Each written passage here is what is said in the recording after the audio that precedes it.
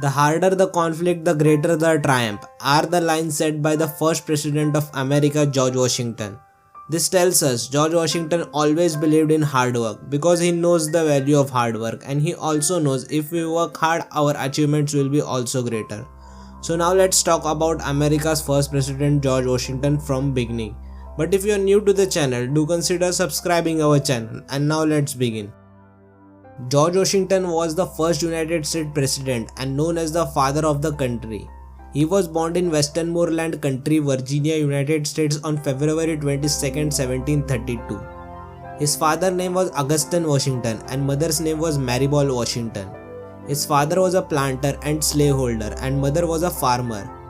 George was the eldest of his parents' 6 children. George Washington spent most of his childhood on the ferry farm on Rappahannock River opposite Fredericksburg, Virginia.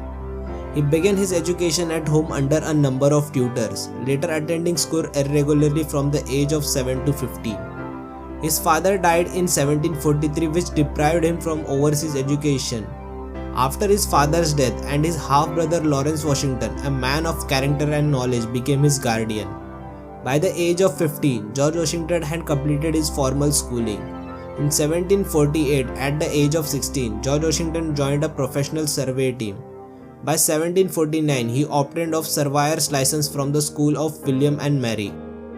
His first assignment was to plot a 400-acre parcel of land, which he completed within 2 days, and for next 2 years he continued working as surveyor in the Culpeper, Frederick and Augusta counties. By 1750, he had completed around 200 surveys, totaling over 60,000 acres of land, making enough money to buy land for himself.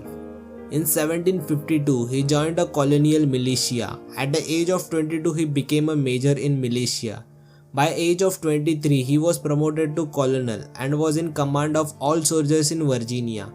In 1758, Washington left the militia and went to home Mount Vernon. Then he was elected to Virginia's House of Burgesses.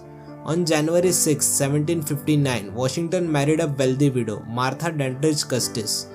At the age of 28, surviving letters suggested that he may be in love at the time with Sally Fairfax, the wife of a friend. George and Martha never had any children together, but they raised Martha's 2 surviving children. In 1775, George Washington was appointed General and Commander-in-Chief of the Continental Army. In the Battle of Trenton, the British Army had more soldiers and more supplies than Washington, but he didn't give up. On the night of December 25, 1776, he led his army across the Delaware River. The next morning, the troops launched a surprise attack on Hessian outpost in Trenton, New Jersey, capturing nearly 1,000 prisoners. Another important victory in the Revolutionary War was at Yorktown. Washington and his men defeated the British and they were forced to surrender. It was fought in 1781 and was the last major battle of the war. The American colonists had won. It took a few years for the newly freed colonies to create a strong government. But in 1787, the Constitution was created. Washington was inaugurated on April 30, 1789, taking the first presidential oath of office on the balcony of Federal Hall in New York City. The first United States Congress voted to pay Washington a salary of $25,000 a year. When his first 4-year term as president was up, voters elected him again. Washington died at home around 10 p.m. on Saturday, December 14, 1799 at the age of 67.